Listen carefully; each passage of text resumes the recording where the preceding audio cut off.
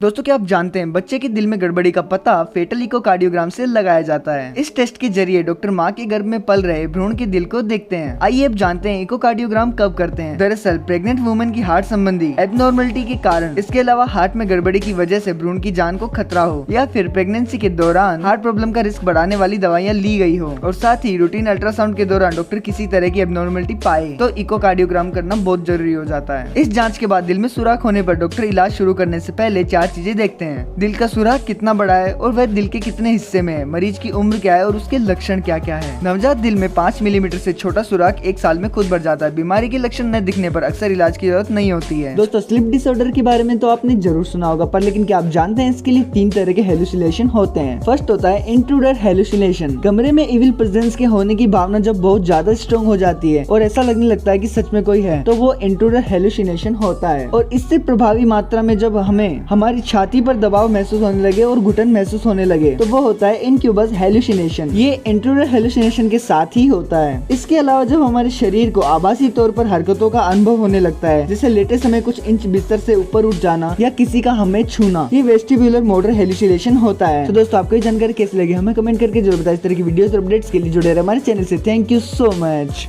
दोस्तों क्या आप जानते हैं एक्सप्लोडिंग हेड सिंड्रोम क्या होता है। दरअसल ये बेहद खतरनाक डिसऑर्डर होता है। इसमें ऐसा लगता है जैसे दिमाग में बहुत तेज आवाज सुनाई देती है। ये आवाज किसी के चीखने से लेकर धमाके या गोली चलने तक की हो सकती है। आमतौर पर ये डीप स्लीप से उठने पर सुनाई देती है। जब ऐसा होता है तो लोगों को डर महसूस होता है। लंदन की गोल्डस्मिथ यूनिवर्सिटी के प्रोफेसर क्रिस फ्रेंच के मुताबिक एक्सप्लोडिंग हेड सिंड्रोम से पीड़ित 44% लोगों को बेहद डर महसूस होता है। दुनिया भर में जनसंख्या का पर्याप्त अनुपात जीवन में एक बार एक्सप्लोडिंग हेड सिंड्रोम एक्सपीरियंस करता ही है। दोस्तों क्या आप जानते हैं पक्षियों के दिमाग जीपीएस की तरह काम करते हैं। ये जीपीएस स्विच की तरह होता है। इसे पक्षी अपने हिसाब से एक्टिवेट और डीएक्टिवेट कर सकते हैं। इसका कनेक्शन पृथ्वी के केंद्र में बनने वाले चुंबकीय क्षेत्र से भी होता है। पृथ्वी का ये चुंबकीय क्षेत्र हमें सूर्य पर आने वाले तूफानों के प्रभावों से बचा लेता है। रिसर्च में कहा गया है कि पक्षियों के दिमाग में क्लस्टर एन नाम का एक हिस्सा होता है जो इन मैग्नेटिक फील्ड का पता लगाता है और इन्हें प्रोसेस करता है। दरअसल क्लस्टर एन पलायन के दौरान एक्टिवेट होता है। दरअसल कनाडा व अमेरिका की एक यूनिवर्सिटी ने मिलकर इस पर रिसर्च की है। उस रिसर्च में कहा गया कि क्लस्टर एन पक्षियों के मैग्नेटिक कंपास को एक्टिवेट करता है और पक्षी उड़ान भरते समय या माइग्रेट होते वक्त इस क्लस्टर एन को खुद एक्टिवेट करते हैं। और पहले भी हुई कई रिसर्च में ये कहा जा चुका है कि पक्षी दिशा खोजने के लिए चुंबकीय रूप से संवेदनशील प्रोटीन क्रिप्टोक्रोमस का इस्तेमाल करते हैं। ये प्रोटीन उनकी आंखों के रेटिना में होता है।